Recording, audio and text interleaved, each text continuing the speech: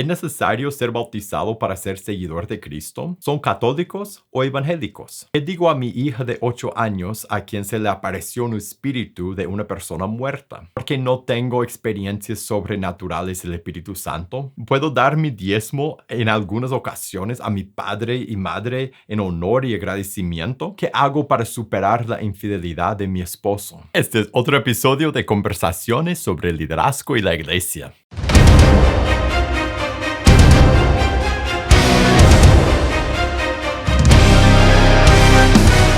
Hola, soy Felipe de PazConDios.com. En PazConDios.com nuestra misión es capacitar a líderes para equipar a la iglesia. Y si tú quieres ver todos los videos que publicamos, suscríbete a este canal y prende la campanita de notificaciones. Ahora, en ese programa de conversaciones sobre el liderazgo y la iglesia, yo contesto las preguntas que me envían. Entonces, si tú tienes una pregunta de Dios o de tu vida, de la iglesia, de cómo empezar una iglesia, de liderazgo, una pregunta de tema que sea, envíame tu pregunta a preguntas@pazcondios.com, preguntas@pazcondios.com para que podamos conversar de tu pregunta en un episodio en el futuro. Y ahora vamos directo a las preguntas de este episodio. ¿Es necesario ser bautizado para ser seguidor de Cristo?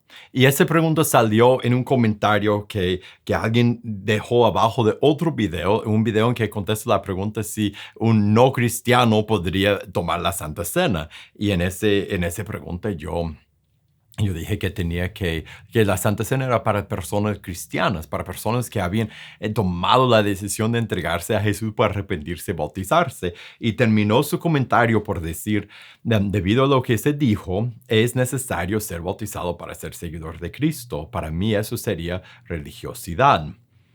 Y yo entiendo la pregunta y entiendo también el comentario. No obstante, yo creo que es muy importante que nosotros seamos bíblicos, que seamos personas basadas, que enseñamos lo que es basado en la palabra de Dios, en lo que sale aquí, lo que vemos aquí en la palabra de Dios. Es cuando uno toma la decisión de seguir a Cristo, siempre en el Nuevo Testamento, siempre es por medio de arrepentirse y bautizarse. El arrepentimiento es tomar una decisión con la mente, con el corazón, y bautismo es tomar una decisión con todo el cuerpo, ser sumergido en agua. Eso fue lo que Pedro dijo en Hechos 2:38, cuando la primera vez que él vino, enseñó el evangelio en el día de Pentecostés. Dijeron, ¿qué haremos? Él dijo, arrepiéntense, bautícense en el nombre de Jesús para el perdón de los pecados y recibirán el don del Espíritu Santo. Y los que recibieron su mensaje, ¿qué hicieron? Es importante hacer ese punto hoy día en nuestra cultura y en el ambiente cristiano en que nosotros vivimos. Lo que no hicieron en el día de Pentecostés fue levantar una mano y decir, yo acepto al Señor. Lo que hicieron fue bautizarse. Eso fue el acto físico que hicieron, no para ganar su salvación. Obviamente, cuando Pablo explica la salvación y cómo funciona la gracia de Dios, por ejemplo, en Efesios 2, Romanos 5, Romanos 6, nuestra respuesta al Evangelio, el arrepentirnos y bautizarnos, no es una obra que hacemos para ganar la salvación. No obstante, es lo que Dios ha puesto como nuestra respuesta apropiada al Evangelio. Cuando tomamos la decisión de entregarnos a Cristo, lo hacemos bíblicamente. Hechos 2:38, la Gran Comisión, Mateo 28, 18-20, o Marcos 16. Cuando nosotros tomamos la decisión de seguir a Cristo bíblicamente, es por medio del arrepentirnos y bautizarnos, de tomar una decisión en la mente y corazón y de ser sumergido en agua. Y cuando salimos del agua, hemos sellado esta decisión, hemos recibido el Espíritu Santo y somos hijos de Dios. Dios nos ha lavado nuestros pecados y ya somos nuevas criaturas en Cristo. Ahora, un verso más que le voy a dar, porque ya he leído el Hechos 2 en otra pregunta y yo quiero terminar con esa pregunta, con una lectura de 1 de Pedro capítulo 3. El mismo Pedro que en el día de Pentecostés dijo, arrepiéntanse y bautícense en el nombre de Jesús para el perdón de los pecados y recibirán el don del Espíritu Santo. En su carta a los cristianos, en 1 de Pedro capítulo 3, dice, el bautismo que corresponde a eso, ahora nos salva. Hablando de bautismo, Pedro dijo eso. Después se aclara, dice, no quitando las inmundicias de la carne. O sea que el bautismo nos salva no por quitar sucio de nuestra carne o por ser un rito religioso, un acto que uno tiene que hacer que solo para cumplir con algo religioso, sino no quitando las inmundicias de la carne, dice, sino como la aspiración de una buena conciencia hacia Dios por la resurrección de Jesucristo. El poder viene de Jesús por su cruz, por su resurrección. Nosotros, cuando nos bautizamos, estamos sellando nuestra decisión de seguirle. Estamos arrepintiéndonos y confesando su nombre, y tanto con nuestra boca como con nuestro cuerpo, a ser sumergido en agua. Nosotros tenemos para seguir a Jesús bíblicamente como los seguidores del primer siglo. Nosotros tenemos que tomar la decisión de seguir a Jesús, no por levantar una mano, sino por arrepentirnos y bautizarnos. Y mi deseo, mi oración y lo que yo quisiera ver en todo el mundo es que nosotros empezáramos, los que no enseñamos eso, los que terminamos los sermones con un llamado al altar y decimos, levanta tu mano y haz una oración y pedir que Jesús sea tu Señor. Mi deseo sería que todos empezáramos a presentar el Evangelio bíblicamente como el apóstol Pedro lo hizo en el día de Pentecostés, y que nuestro llamado a los inconversos es: entrégate a Jesús, arrepiéntete y bautízate en el nombre de Jesús para el perdón de los pecados, y recibirás el don del Espíritu Santo. Y que nosotros estaremos, que podamos estar en muchos bautismos, y que nosotros podamos guiar a las personas a tomar la decisión de seguir a Jesús como hacían en el Nuevo Testamento, en el primer siglo, y como hacían los apóstoles, que nosotros imitemos su ejemplo. ¿Son católicos o evangélicos?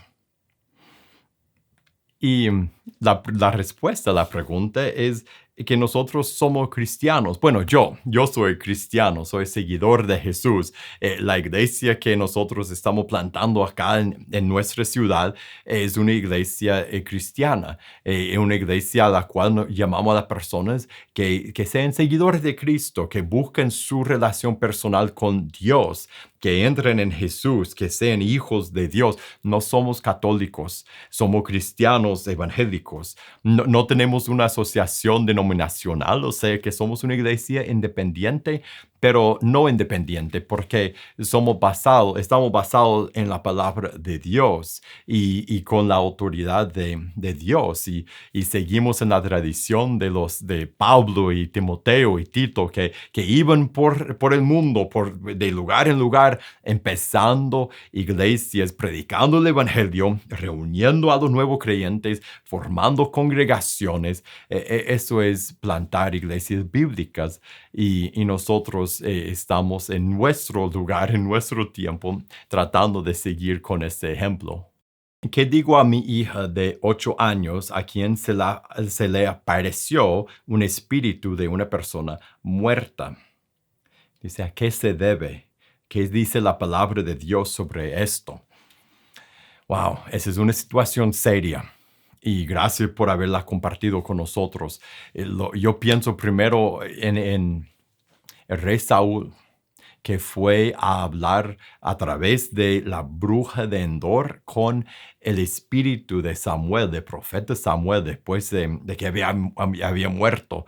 Y la bruja lo invocó, y él salió y se encontró con Saúl, con el rey Saúl, y ellos hablaron. Y eso es algo diabólico, invocar a los muertos o tener alguna relación, asociación con los muertos.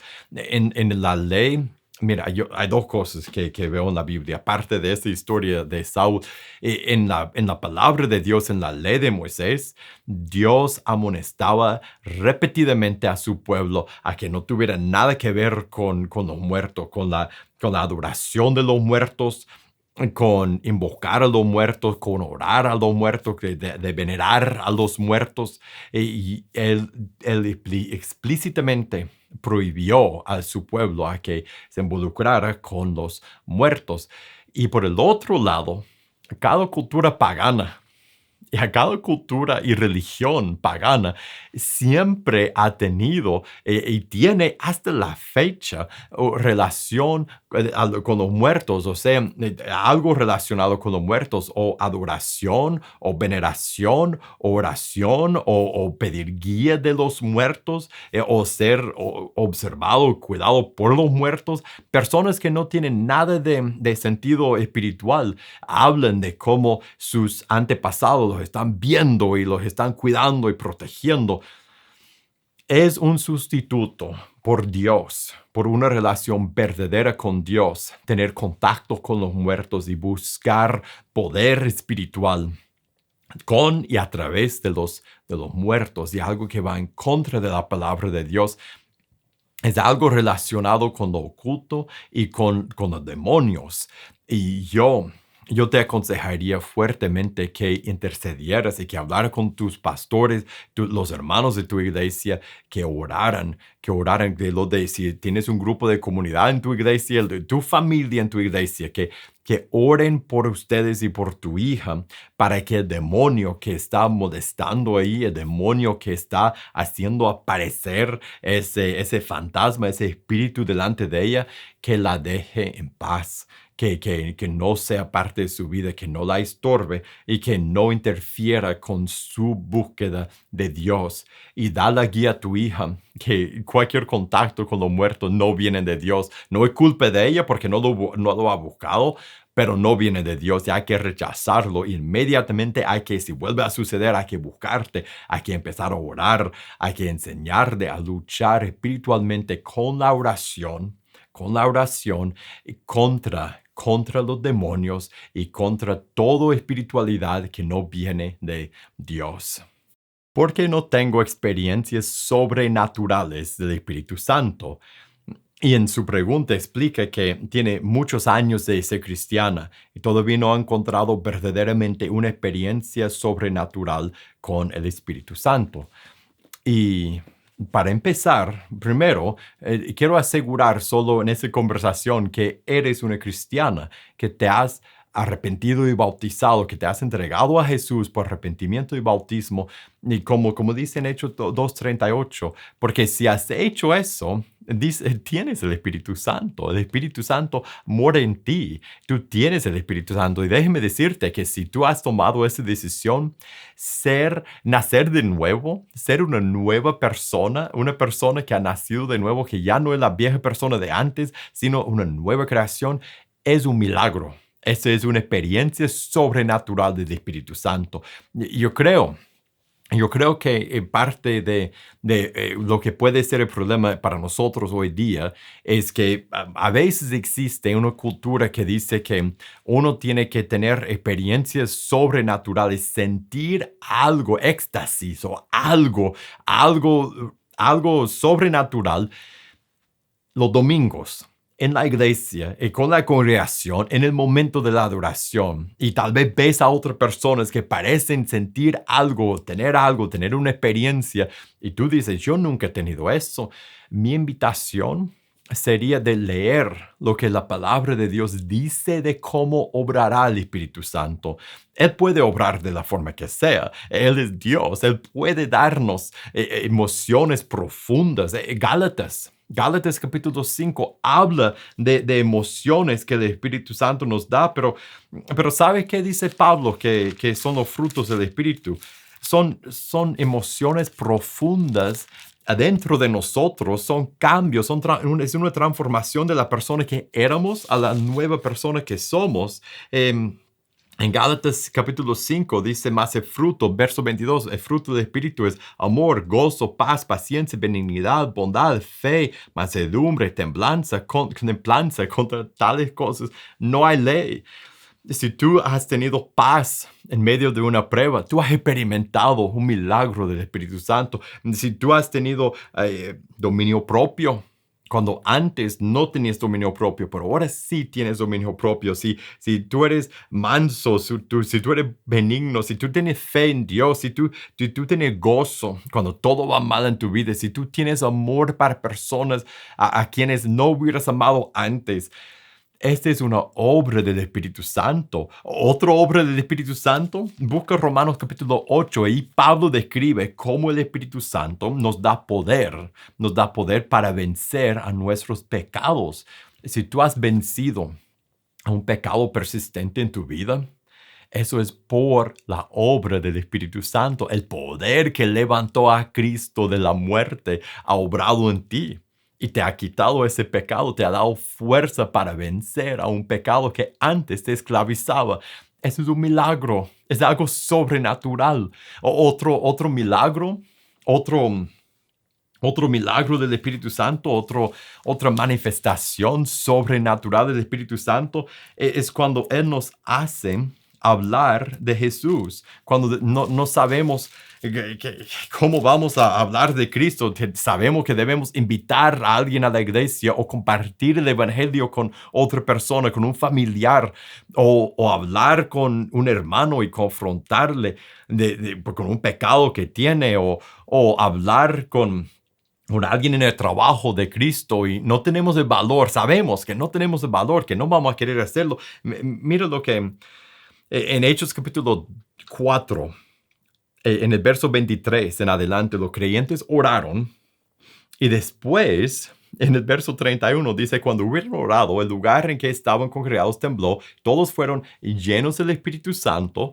Ahora mira la manifestación sobrenatural del Espíritu Santo y hablaban con denuedo la palabra de Dios. Si tú has hablado el evangelio a un inconverso, algo que nunca hubieras hecho antes, pero lo hiciste, ese es el poder del Espíritu Santo, es el poder sobrenatural. Otra manifestación es darnos palabras. Jesús prometió a sus seguidores durante su vida que cuando estaban delante de reyes o delante de personas por causa de Él, que no se preocuparan de lo que iban a decir porque les serían dadas palabras y que sería el Espíritu de su Padre que hablarían en ellos. Si tú has estado hablando con alguien de Dios, y no has sabido qué decir, pero de repente sabías qué decir y te vinieron palabras o te vino a la memoria un verso de la Biblia que usaste en tu práctica. Esa es una obra, una manifestación del Espíritu Santo, dándote palabras, recordándote de algo que leíste en la Biblia. Uno más. Bueno, un texto más. Lea Juan, el Evangelio de Juan, capítulo 14, 15 y 16. Y ahí Jesús habla de diferentes cosas que el Espíritu Santo hace y hará en sus seguidores. Y lo que verás es que cada seguidor de Jesús que anda buscando a Dios, que anda en el ministerio, que anda con deseo de predicar el evangelio, a diario experimenta el poder sobrenatural del Espíritu Santo en su vida, en su testimonio. Uno más, en 1 Corintios capítulo 12. Capítulo 12, 13 y 14. Esos 3 capítulos describen cómo el Espíritu Santo nos da dones, o sea, habilidades que nosotros no tenemos y de repente por ver el trabajo que Dios nos ha puesto por delante y por ver una tarea, una necesidad en la iglesia o algo que debemos hacer, empezamos a trabajar y de repente podemos hacer algo que no podíamos hacer antes por el Espíritu Santo. Poder sobrenatural del Espíritu Santo. Entonces, la pregunta más grande es, ¿estás leyendo tu Biblia? Es la espada del Espíritu. Al leer, pregúntale, Dios, ¿qué quieres decirme? ¿Qué quieres que yo cambie? Y la respuesta es el Espíritu Santo en ti. Cuando estás luchando con tu pecado, decir, Dios, dame poder con tu Espíritu para vencer este pecado. Busca los ministerios, busca las oportunidades de hablar de Jesús con la persona alrededor de ti, las necesidades en tu iglesia, en tu comunidad. Y al entrar, a hablar, a hacer, Dios te llenará de poder sobrenatural y experimentarás el poder del Espíritu Santo en tu servicio a Cristo, en tu servicio en el reino y en tu relación con Dios. Puedo dar mi diezmo en algunas ocasiones a mi padre y madre en honor y agradecimiento. Y explica en su pregunta que normalmente da su diezmo a su iglesia, a su congregación local, pero quiere saber si lo puede dar a su padre o su madre en agradecimiento. Mi consejo es, debe hacer los dos.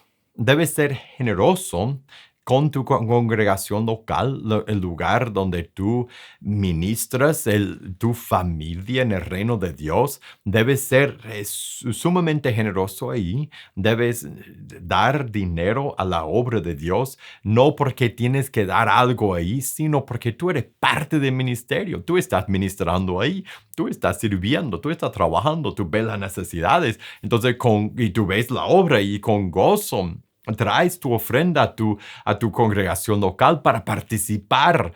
Y a la vez, y no en vez, pero a la vez, si tus padres tienen necesidad, debes ser generoso con ellos.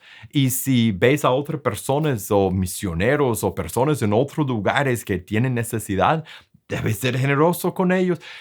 O sea que nosotros, como seguidores de Jesús, no debemos ver lo que ofrendamos como solo una parte fija, y si lo doy aquí, no lo puedo dar allá, y si quiero ser generoso acá, no puedo ser generoso allá. Más bien debemos tener la mentalidad de abundancia, y cuando vemos que Dios pone oportunidades delante de nosotros, que si Él nos da oportunidad de ser generoso en nuestra iglesia, demos dinero ahí. Siempre hay necesidad en nuestra congregación local.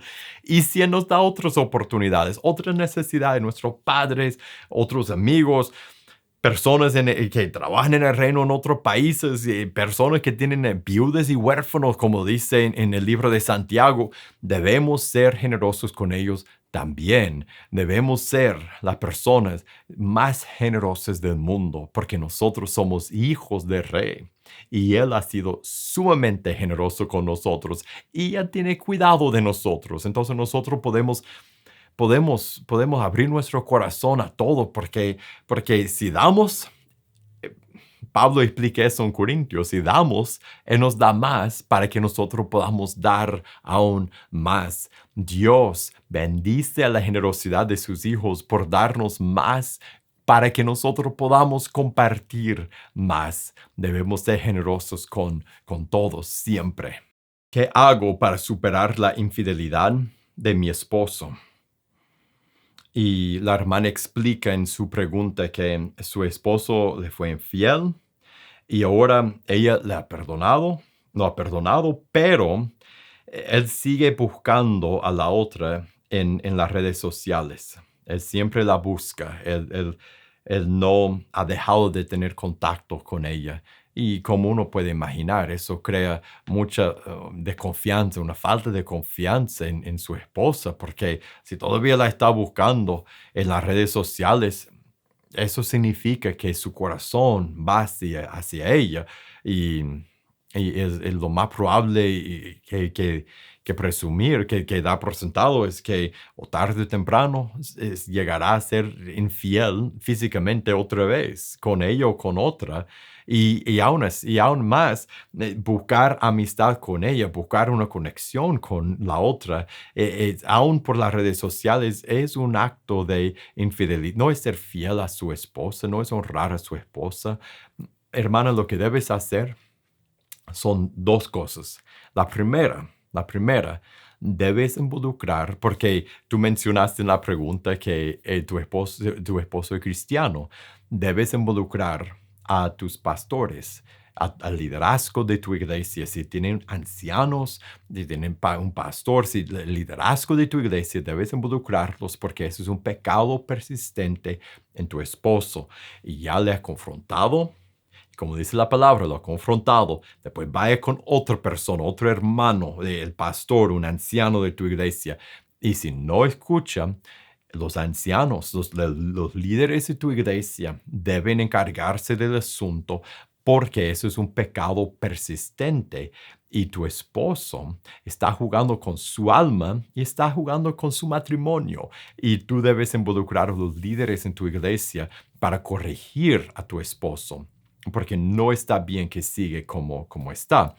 La segunda cosa que deben hacer es buscar si tu esposo está arrepentido de verdad y quiere dejar a la otra y quiere dejar todo contacto con ella, porque eso es lo que tiene que hacer para no caer en pecado y para ser fiel a su matrimonio y ganar tu confianza. Y lo que deben hacer es buscar una pareja mayor en su iglesia, una pareja mayor que pueden discipularle, que pueden caminar con ustedes y guiar la mujer a ti, el hombre a tu esposo, y que pueden guiar a ustedes, discipularlos en ese proceso de volver a construir su matrimonio y ayudarles a involucrar el Evangelio, tanto el arrepentimiento que el Evangelio trae, como el perdón y la gracia que el Evangelio trae en su matrimonio, y que le puede ayudar a ustedes y también a su esposo a dejar los caminos de la infidelidad y tener contabilidad en su vida para que de verdad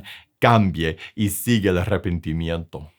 Y ahora hemos llegado al final de este episodio de Conversaciones. Muchísimas gracias por haber pasado este tiempo conmigo y gracias por las preguntas que me han enviado. Y si tú tienes una pregunta de tema que sea, envíame tu pregunta a preguntas@pazcondios.com, preguntas@pazcondios.com, para que podamos conversar de tu pregunta en un episodio en el futuro. Y si te gustó este episodio, te voy a invitar a que lo compartas con otra persona. Y para más videos como este, suscríbete a este canal y prende la campanita de notificaciones. Y para recursos para tu vida y tu ministerio, búscanos en pazcondios.com. Que Dios te bendiga y nos veremos la próxima.